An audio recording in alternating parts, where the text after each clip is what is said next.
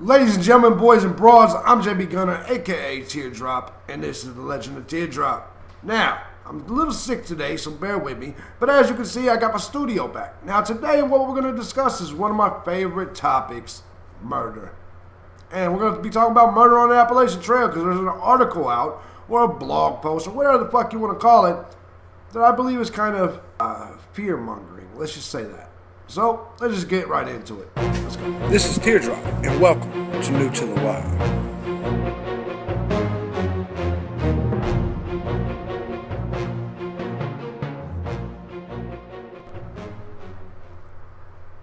Alright, guys, as you guys know, well, by the way, welcome back. Let me move my big ass out the way a little bit here.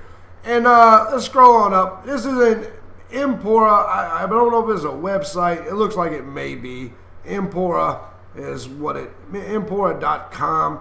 Anyway, the article is by a broad by the name of Nina Zeitman. And it says the gruesome truth behind those murders on the America's famous Appalachian hiking trail. Ah, Jesus Christ. Right before the hiking season's coming up, of course we get shit like this. 11 hikers have been murdered in this long-distance trail since 1974. Why has it seen so much more violence than other trails in America? Bitch, let me make this clear. 11 people were murdered on my block in 1984. So who the hell really cares? I mean, seriously, let's not act like this is an epidemic on the Appalachian Trail. But let's go ahead and read it anyway. The Appalachian Trail murders revealed.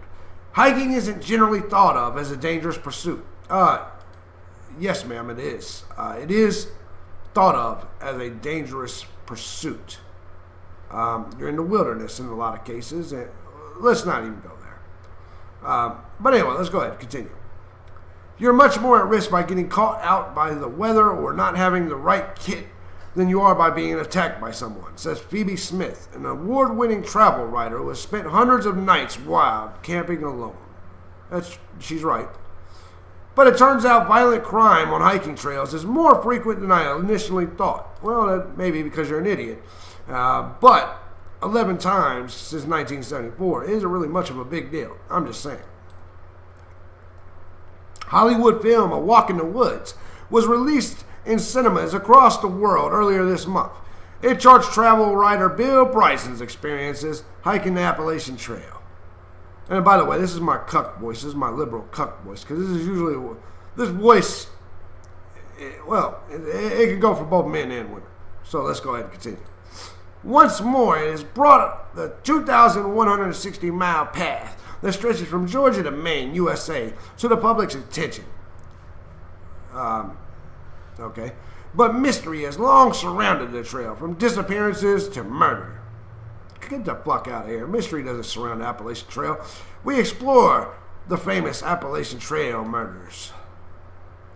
Since 1974, there have been 11 Appalachian Trail murders, 2 of which were attempted. Well, which is it, bitch? Were they murders or were they attempted? Because you can't count attempted murders as murders. Shit. If that was the case, I'd be long gone. Alright, let's go ahead and move on. It has to be noted that this is very low when compared to the 3 to 4 million people that hike the trail each year. As Bill Bryson says in his 1997 book, A Walk in the Woods, if you drew a 2,000-mile line across anywhere in America, you're bound to come across a dozen murder victims. That's exactly right. So why the fuck does the article exist? But it's terrifying nonetheless. This is one of them people, man, that literally are scared of life. That's my take on this. If we all understand that any place in America you could draw a line and get 12 murders, ma'am, why exactly are we, why does this article exist, I guess is what I'm saying. Here are the list of Appalachian Trail murders since 1974. 2011, Scott Lilly, a hiker from Indiana, died on the Appalachian Trail on August 12, 2011. It is said the man died from asphyxia by suffocation. The murder today still seems to be unsolved. You can read more about the murder here. Okay?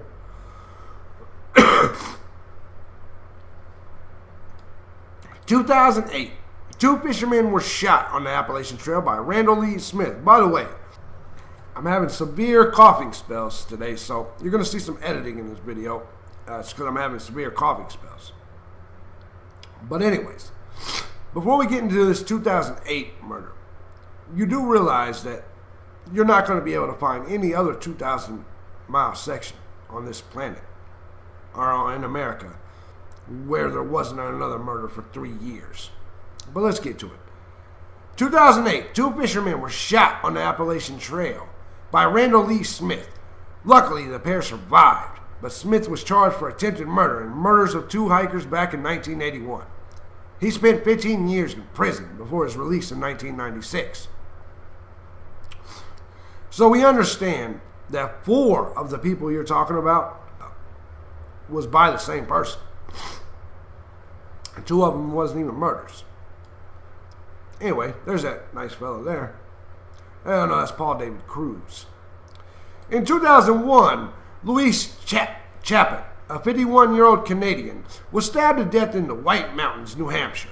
That experienced hiker was found near the Glen Boulder Trailhead, just south of the Appalachian Mountain Club's Pinkman Notch headquarters.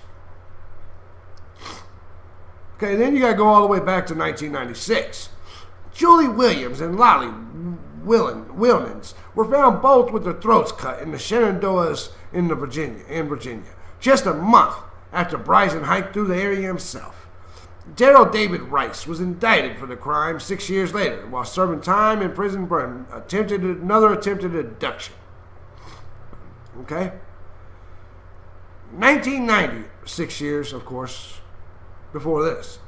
Molly LaRue and Jeff Hood. A couple, is that how you pronounce that fucking name? When it's spelled Geoff? Is that some gay way of spelling Jeff? Just curious. A couple who had met in Kansas were found murdered in a shelter outside Duncan in Pennsylvania. The male hiker had been shot and killed, and the female hiker had been raped, tortured, and killed. Of course she had. Of course she had. Hashtag me too, of course. Paul David Cruz, a troublesome loner who continued hiking the trail, was tracked down 8 days later and arrested. There's a full article about the tragedy here on Outside Online. All right. 1988. What was that? 2 more years past? Okay. Rebecca White and Claudia Brenner were having sex in the woods in a Pennsylvania State Park while hiking the trail. Stephen Roy Carr shot at the women 8 times. Brenner was injured but managed to escape. Wright died from the shots. At trial, Carr claimed to have been enraged by the sight of the 2 women having sex. Carr, what the fuck is wrong with you, man? I mean, how gay are you, sir? Shit. Where I come from, that's called a hot moment. He was found guilty and sentenced to life without parole. Brenner now crusades against violence aimed at gay people. Brenner now crusades against violence aimed at gay people. You can read the details of the case here. Okay, 7 years before this was the first Randall Lee Smith murders. 1981, Robert Mountford Jr. and Laura Susan Ramsey, 27-year-old social workers from Maine, were also both victims of the Appalachian Trail murders by Randall Lee Smith. Mountford was shot in the head and Ramsey had been beaten and stabbed. Smith pleaded guilty to double homicide and was sentenced to 30 years in prison. Due to lack of evidence, he only ended up serving half of his sentence, much to the anger of Ramsey and Mountford's families. Well, if there was a lack of evidence, how are you going to be angry? 1975, Paul Bigley murdered. I like Bigley. Hell yeah. Paul Bigley. I'm not cheering up Paul Bigley. I just like the word Bigley. Murdered Janice Balsa with a hatchet. Balsa was hoping to hike the whole. God damn it, this bitch can't write. Balsa was hoping to hike the whole trail. I can't stand people that can't write. Bigley was allegedly coveting the backpack Balsa was carrying. Ooh, broke people killing people. That's normal shit.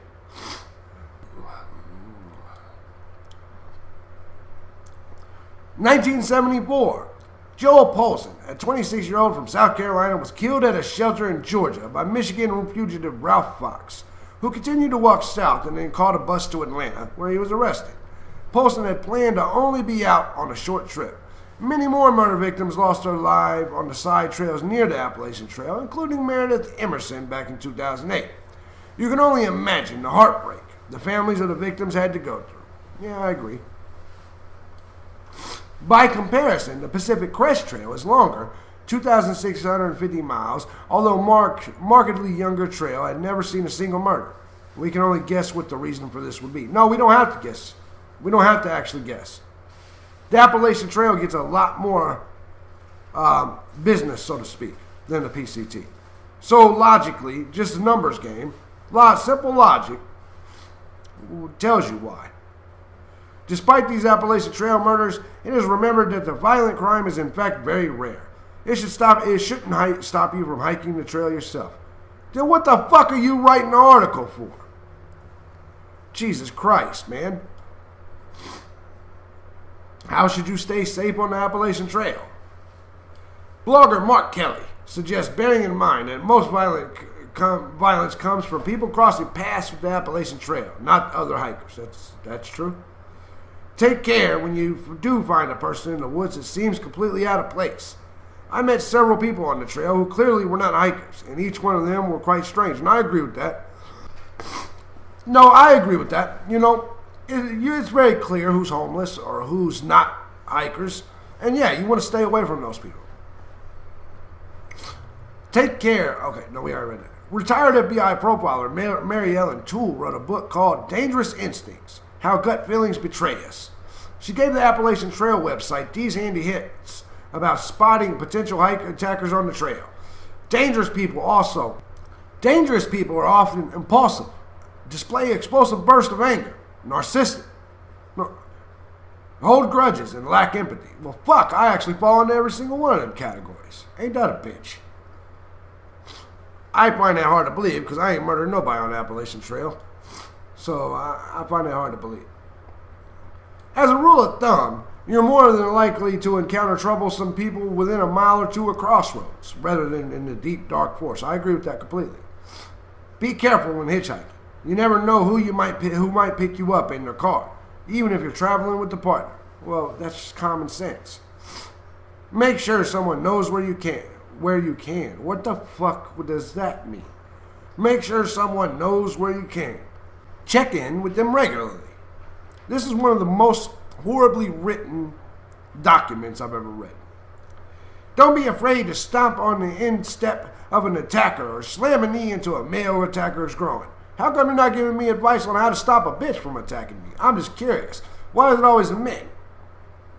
Oh, I forgot. Rape culture. That's right. Hashtag me too.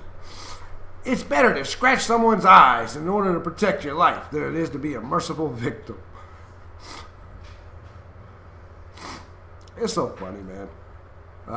Anyway. If you must, fight for your life. Avoid trouble. However,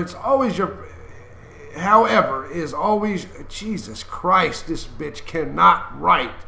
If you must, fight for your life. Avoiding trouble, however, is always your first defense. There you go. No, actually, she got that sentence right.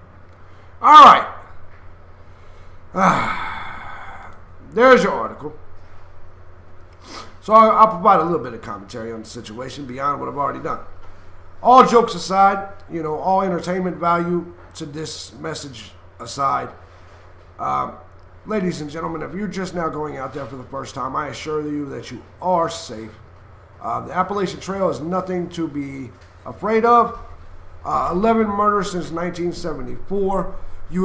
I've lived on streets that's had more murders than that in a single week. So, listen, this is not much. In any 2,000-mile section of this country, you're going to find 11 murders. So really, it makes this whole thing pointless and fear-mongering. You have nothing to worry about. Nothing. All right, I'm JB Gunner. I'm Teardrop. Go ahead and put your comments in the comments section. Let me know what your thoughts are. My commentary a lot of times, like I said, it's for entertainment purposes. I mean what I say, but you know, I give it a little extra oomph sometimes.